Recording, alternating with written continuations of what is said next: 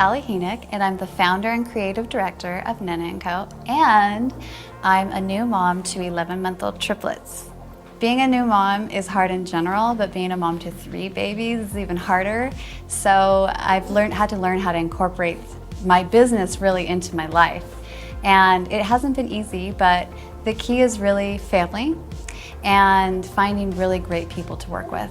My mom was born and raised in Guatemala, and my dad in the US. My grandma would go back and forth from Guatemala to Utah, and she would just bring back these beautiful textiles. And I think wherever you're from, you're passionate about it. So it was always, you know, the food is the best in Guatemala, the colors are the brightest. And so in my mind, it was just this beautiful, magical place. And I just dreamed of going there all the time. So many great stories came to life for me once I got down here.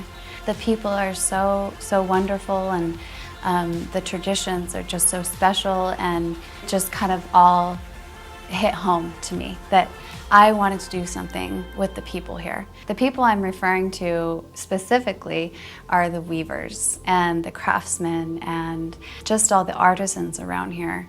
They're usually the poorest people, really. The way they would earn their money is they would just spend their life weaving, and then they rely on tourism to come and purchase their handicrafts or weavings. I realized I loved a lot of the things that you could buy and take home, but the quality as far as how they would assemble it, if they incorporated leather or any hardware, it needed improvement. I just felt like I've traveled so much that I would go abroad and find something awesome that I just want to take home and use, and then I take it home and I just kind of felt like, this doesn't actually fit into my lifestyle. This doesn't look as cool as I thought it did. I wanted to take the talent of the people, turn the quality a little bit better, and create something that was catered a little bit more to Americans.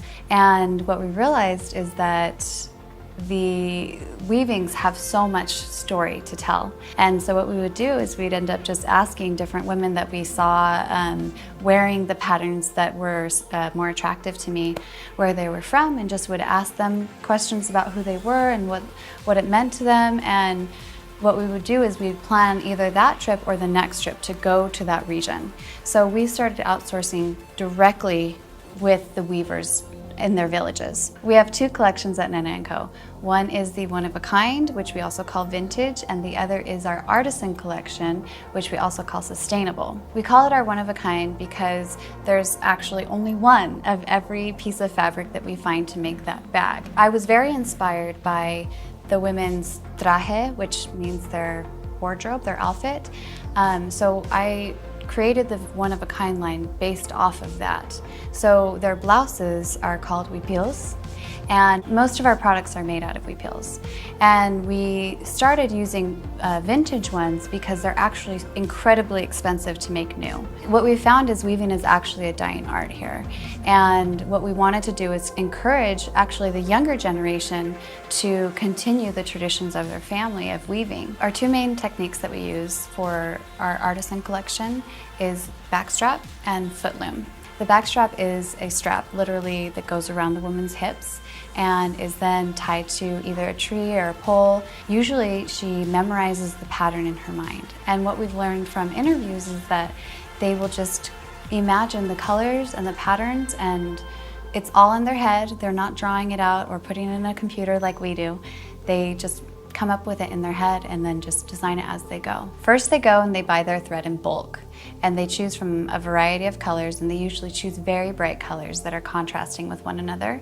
They take it home, and to make the thread more workable, they unravel it, and then they turn it into a ball of thread once again that's more organized. From there, they need to count each thread, and they do so very quickly. You wouldn't even know what they're doing because their hands move so fast, but they're actually counting each thread.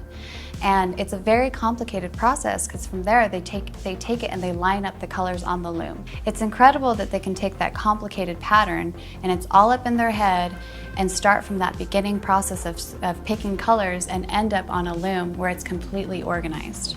The second technique we use to create our artisan line is the foot loom. And it's typically used by men more often, and just because it's a little bit harder to maneuver, which we found very beneficial and actually way more sustainable because you can weave it a little bit faster. I think it's important to know that there's a person behind every single step of the process.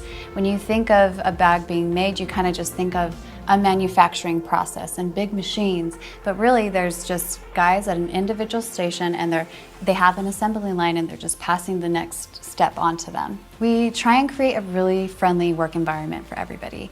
It's really important to us not only to pay fair wages and have benefits, but to create a safe environment where they're happy to come into work. You know, my main goal is probably just to bring how I see Guatemala to everyone else in the world. That it's just a very beautiful culture, beautiful people that can create beautiful things.